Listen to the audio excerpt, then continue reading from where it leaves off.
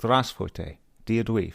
Hello, I'm Howard Crane with EV Radio, and this is the Russia Dispatch, a daily or quasi-daily summary of news and intel to correct the Western media bias.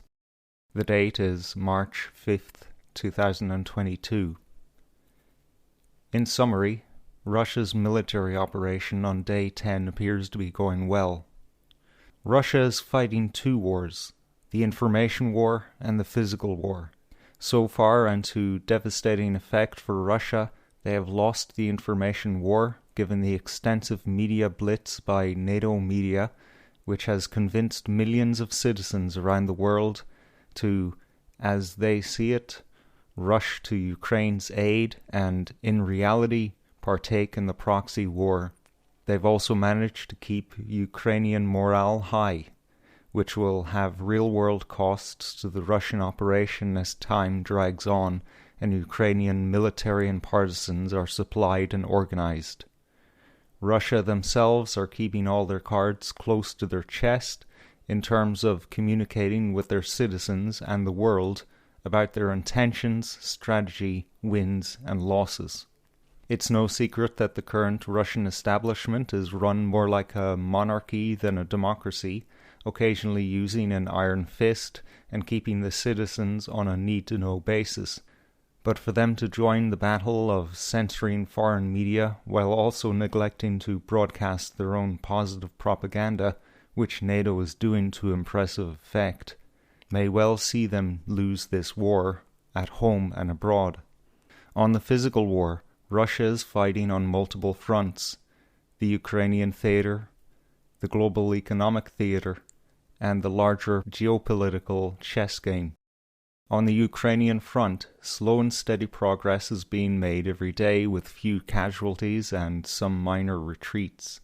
The strategy appears to be to move into the territory from the north, south, and east, subdue key cities such as Mariupol and Chernihiv, and surround Kiev to perform more of a siege than an onslaught subjugation by bombing.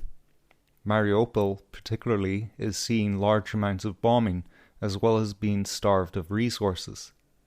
As a coastal city, a military strategy novice like myself could only guess that this location has strategic importance, as later on it could be used as a route for military supplies later in the operation, or even months after the Russian forces have withdrawn from the country. Mariupol straddles the Azov Sea, which is neighbouring the Black Sea, which in turn gives it access to NATO allies Bulgaria and Romania. Bulgaria, by chance, has been reinforced by NATO troops in January of this year. Odessa, which also sits on the Black Sea, will soon meet the same fate, but a few days later in the operation, as Russian forces must skirt around the city of Mykolaiv to avoid obvious injuries and destruction involved in marching through a dense urban area. One thing that is clear in this operation is that Russia respects the resistance from both Ukrainian military and citizens, and is rightly opting to travel through smaller towns, cities, and the countryside, instead of steamrolling through major cities. They're taking their time to do things correctly. However, as awful as the death and destruction has been so far, the next 48 hours are about to change things. We don't know how brutal this war is about to get, and the West may yet eat their words about Russia losing it, as her military formations move into place and start sieging Kiev. Focusing a little more on the wider political game, declassified documents have been reported by the US military describing $350 million worth of long and short-range offensive weaponry, as well as safety equipment being shipped to Ukraine since last year. Only about 200 of the $350 million worth of supplies were successfully delivered due to the disruption of the Russian invasion. For my listeners who still think that this war is primarily or exclusively Russian aggression, you best look at this damning report by the Washington Post and ask yourself if Putin really started this war because he's the devil, or Hitler, or Genghis Khan, or all three rolled into one. Those who have jumped on the Putin is literally Hitler bandwagon either have vested interests or are completely unaware of what NATO is, the North Atlantic Trade Organization, which, as the name suggests, a military alliance between North America and Europe. A pact or trade organization founded specifically to protect the West against Russia since the fall of the Soviet Union, a necessary organization given Russia's size and regional power. The problem is that NATO has been slowly inching further and further east, recruiting more and more nations since the late 1990s. Recently it has courted Bulgaria, which borders Ukraine to the east and has access to the aforementioned Black Sea, prompting Russia to demand a legally binding agreement that NATO would retreat back to its 1997 borders. It reminds me of the old meme, Russia wants war. Look how close they put their country to our military bases. In dispatch number 3 on March 3rd, I introduced the geopolitical force of the BRICS, Brazil, Russia, India, China, and South Africa, a bloc of developing countries that have an alliance of necessity.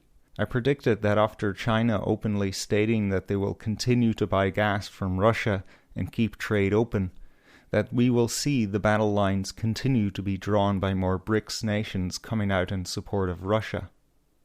Today, the Economic Times in India has reported that the Indian authorities will circumvent the dollar in order to continue trades with Russia. This is hardly surprising, as in 2014 the two nations had to establish their own currency exchange agreement after India was hit with sanctions in response to their defense agreement with Russia. I hope my listener is getting a clearer picture now of how NATO has made the bed that it currently lies in, by not only attempting to surround Russia, but also isolating it. I further predict that this will increase the momentum of a chain reaction, activating economic partnerships with other BRICS and adjacent nations. This is what a world war looks like. I'm not going to say that Russia has won the geopolitical front of this war, but what is certain is that they're not alone. If NATO were to escalate this conflict any further, it will end up in a repeat of World War II, except where everyone has nukes at the beginning. In other news, several Western brands have ceased sales and services in Russia, including gaming giants like Blizzard and EA, which, if you ask me, could only improve Russia's quality of life. PayPal has ceased serving Russian residents. Twitch is no longer paying their Russian content creators. A bunch of boutique corporations with fancy French names have withdrawn.